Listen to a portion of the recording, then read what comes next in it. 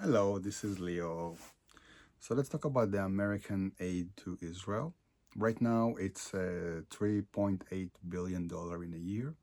So if you look at that in comparison to the Israeli budget, you'll see that it's 10% of the defense budget for 2025. So it's not a lot of money when you think about it, comparison to the Israeli budget for defense. So Israel can totally do that, but we need to explain what actually Israel is doing with this military aid and why Israel actually have some good reasons to discontinue this military aid. So the military aid from the Americans to Israel is used by the Israelis to buy American made weapons. So many factories in America basically are benefiting because they know for a fact that they are producing and that they have basically assured salary and assured revenue because they have a client. They don't need to look for clients. They have the Israelis. So this is basically it's good for America.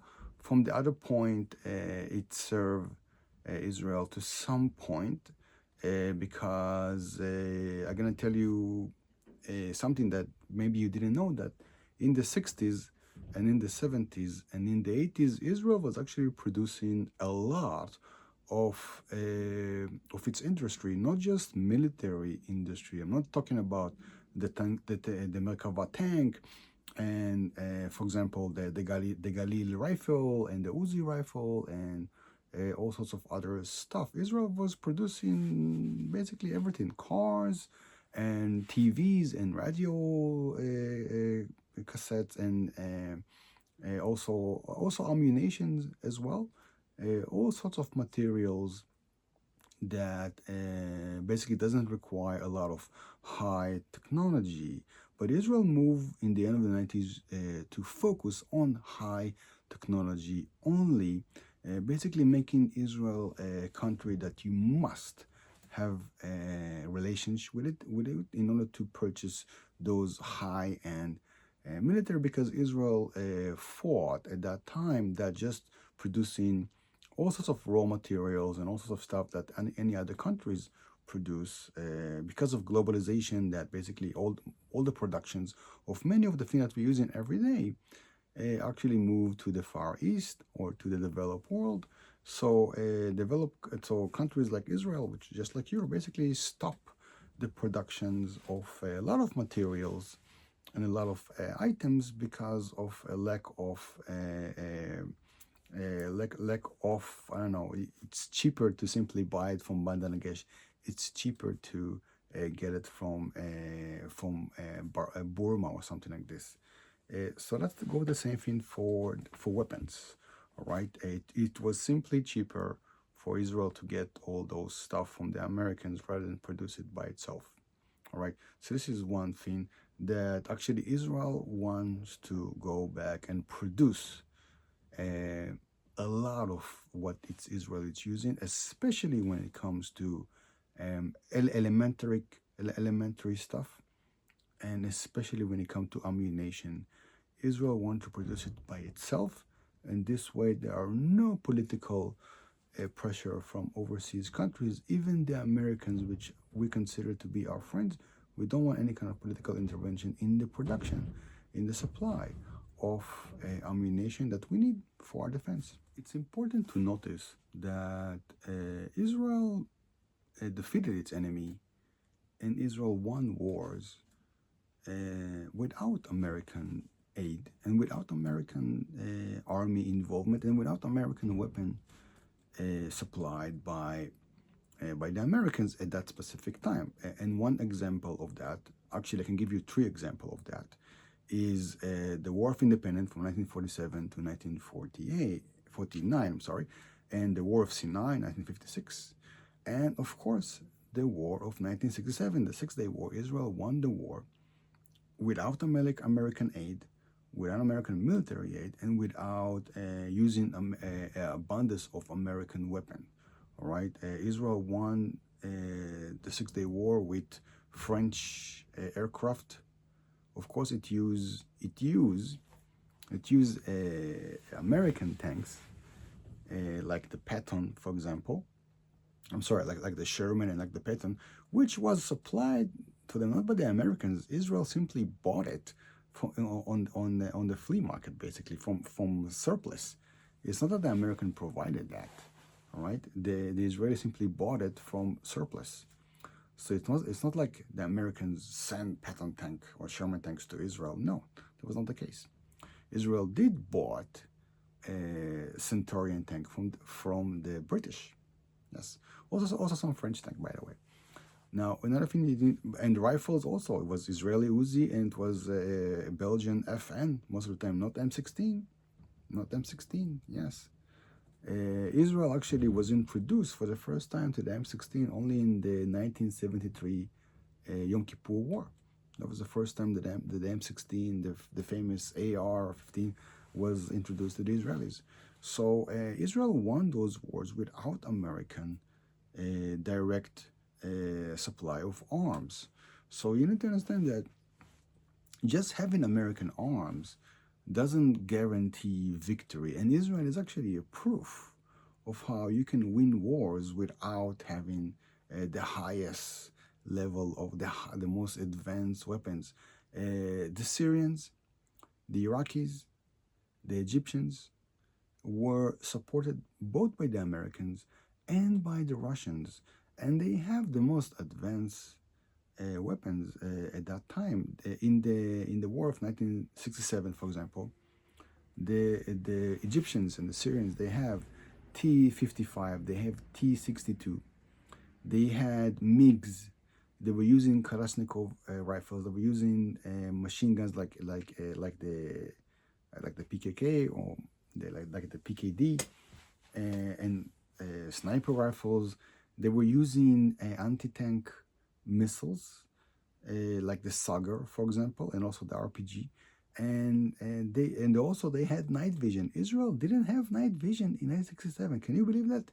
In 1967, Israel did not have night vision, and it still won the war. So you need to understand that when it comes to Israel, not other countries, when it comes to Israel, not all the time the most advanced weapon is the guarantee for victory.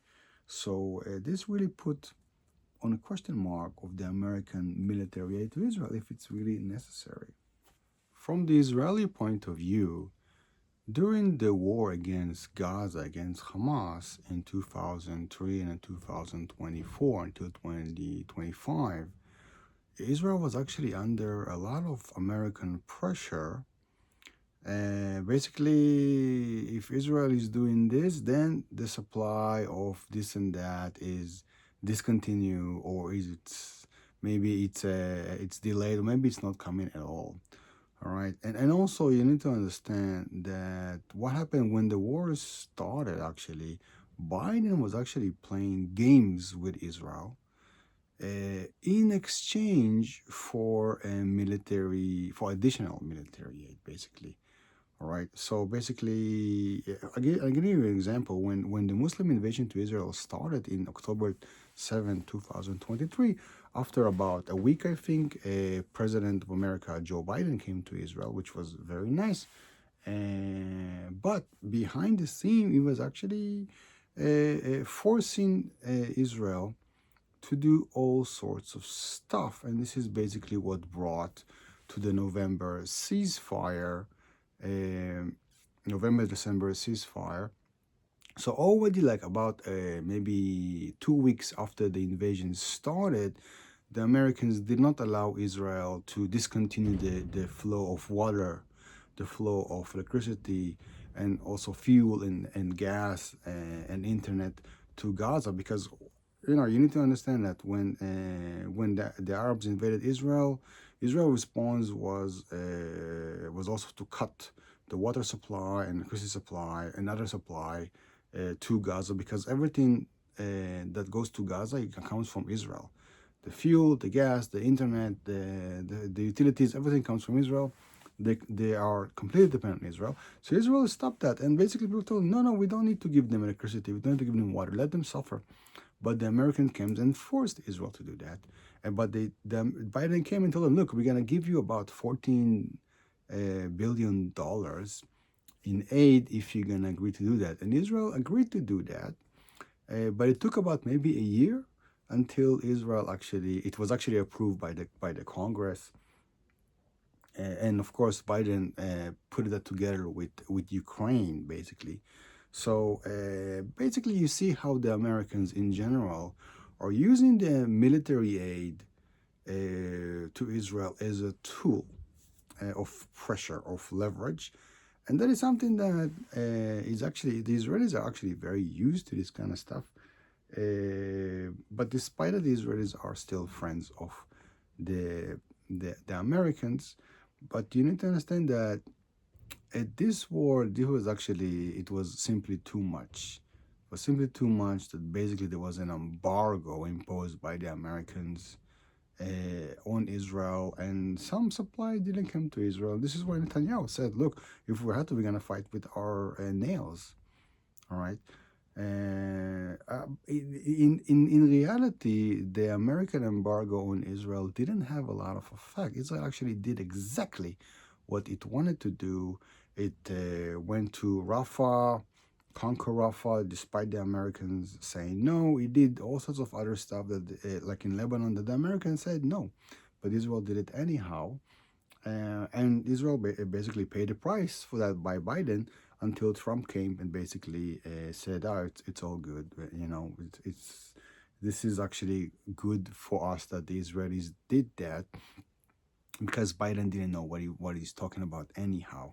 All right, so it's a good thing that Trump made it okay, but you need to understand that even Trump is putting Israel in some sort of pressure. Don't do this or else we won't give you this. So in Israel, people, they don't like it anymore.